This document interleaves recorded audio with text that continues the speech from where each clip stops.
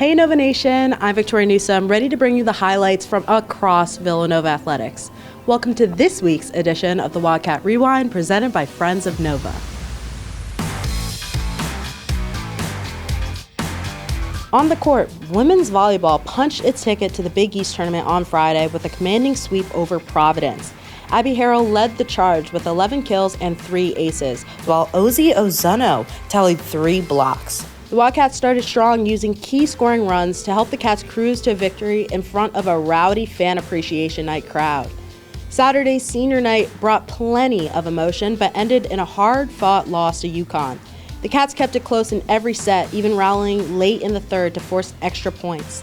Harrell powered through with 10 kills, and Campbell McKinnon anchored the defense with 5 blocks.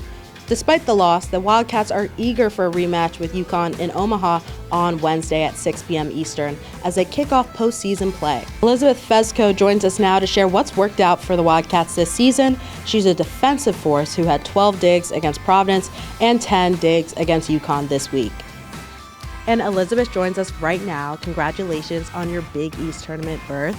I'm so excited for you and your team, and you've been working hard all season, and we're excited to see it pay off. So what is one thing you're looking forward to as you move forward in this rematch against UConn? Yeah, I'm really excited to face them again. I'm confident in my team. I think we know what we need to do. The coaches have given us some great adjustments. We're going to spend some time today in practice working on some offensive shots, how we're going to line up our defense, some system things, and I think if we can coordinate front row and back row a little bit better and make that communication a little bit smoother, then I think we got this. So I'm really excited to face them again. They should be nervous. I'm so excited for you. And with those adjustments you mentioned, what are some things that you really have to focus on to really flip the switch this time? Yeah, I think serve and pass game is something that they did a really good job at last night and may have tipped the scales in their direction. So I think if we can serve a little bit tougher while being a little more accurate. We missed a bunch of serves. I think we gave them a lot of free points. They didn't earn all of them, so if we can take some of those errors back on our end, put a little bit tougher serves in and stick our passes a little bit more, I think that'll tip the scales so we can get ahead early and go get them. And when you're rallying from a deficit or you need that extra push, who do you look to or what motivates you to keep that fight going? Definitely my teammates. So I love everyone who's on the court with me. We do a really good job keeping each other steady, so whether it's like a pat on the back or a quick handhold, just a little point of contact to say like, hey, take a deep breath, we're here, settle, like we got your back. I think that keeps me grounded and keeps me confident in myself and in the people around me. And you were celebrated at senior night. What is something you want to take away from this program that has affected you and your growth and just as a person? I think the relationships I've formed, again, like with my teammates and my coaches. Every group, every year is a little unique because you have girls coming in and girls going out, but every single one of the teams I've been a part of has been such a special group, and even the freshmen who I've known for a couple of months, like we have formed lifelong relationships, and I'm really excited to stay in touch with them and follow them the next couple of years as well. Good luck and go get them. Thank you. In the final Battle of the Blue, Villanova secured a 38-28 victory over Delaware on Saturday. The game had dramatic twists, with the Wildcats leading 21-0 before Delaware fought back to tie it at 21-21 at the half. After trading touchdowns in the third quarter, Villanova finished strong, scoring 10 unanswered points to get the win. Brendan Bell showed out, becoming the first player in Villanova's FCS era to score a touchdown on both offense and defense in the same game. He returned an interception 38 yards for a pick six in the first quarter, then sealed the game with a 6-yard rushing touchdown in the fourth.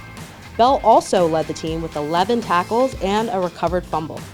David Abbott scored a 1-yard touchdown in the first quarter, while sophomore Kenyon Miles caught a 36-yard touchdown pass. After Delaware's late rally tied the game at 28, Villanova's defense and special teams came through when it mattered most. Ethan Getman's clutch 31-yard field goal into the win gave the Wildcats a 31-28 lead, and Bell's rushing touchdown sealed the deal. With the win, Villanova finished undefeated at home and now faces Eastern Kentucky in the first round of the FCS playoffs. The game will be this Saturday at 2 p.m. in Villanova Stadium. At the 2024 NCAA Cross Country Championships, Villanova walked away with All-American finishes from Liam Murphy, Marco Langan, and Sadie Sigased on Saturday. The men's team placed 15th overall, led by Murphy and Langan. Murphy earned his second All-American honor with a 9th place finish, clocking in at 28 minutes and 55.7 seconds, setting a new school record for the 10K. Langan also achieved All-American status with a 15th place finish at 29 minutes and 8.8 seconds, passing 7 runners in the final kilometer. This marks the first time since 1970 that Villanova has 2 top 15 finishers at the national meet. On the women's side, Sigefsted captured 15th place individually as she surged from 34th to 15th, finishing with a time of 19 minutes and 49 seconds. Sigefsted capped an exceptional season, including a win at the Nuttycombe Invitational, and she's the first Villanova woman since 2013 to finish in the top 15 at the NCAA Championships. In women's hoops, Villanova took down Penn in their Big 5 opener with an 80-64 victory.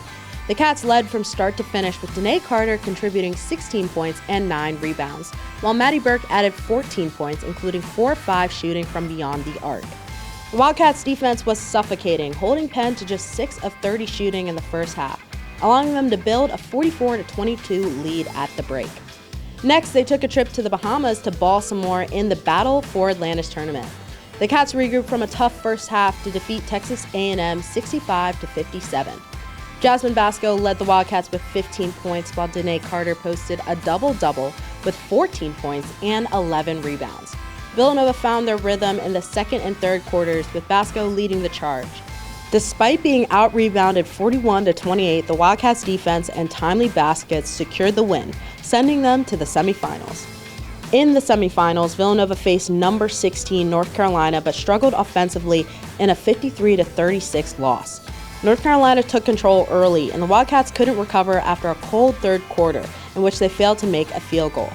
Maddie Weber led Villanova with 12 points, all from three-point range, but it wasn't enough to overcome the Tar Heels.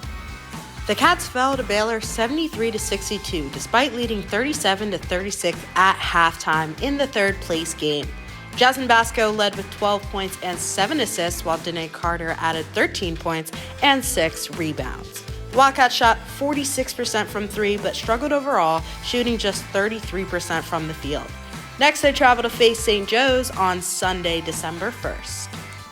In men's hoops, Villanova had a mixed week, first defeating UPenn 93-49, and then falling to Maryland at the Empire Classic in a game that came down to the last few seconds. The Wildcats showed their dominance against the Quakers, locking them down defensively and finishing strong with a 43-26 halftime lead. Tyler Perkins led the way with 12 points and 9 rebounds against his former team, while Jameer Brickus added 16 points and 8 assists. The Wildcats shot a blistering 64.3% from 3 in the first half, setting the tone for a commanding win. However, against Maryland, it was a different story. Villanova built a 40-28 lead at halftime, but the Terrapins stormed back in the second half, ultimately edging the Wildcats 76-75. Eric Dixon's career-high 38 points kept Villanova in the game, but his potential game winner in the final seconds rimmed out. Villanova looks to get back in the win column as they host Rider University on Wednesday at 7 p.m. From Wednesday to Friday, Villanova swim and diving teams competed in the WVU Invitational in Morgantown, West Virginia. The women's team finished second with 1,753.5 points, just behind William and Mary. The men's team placed third with 1,200 points, and the Cats are back in action on December 15th.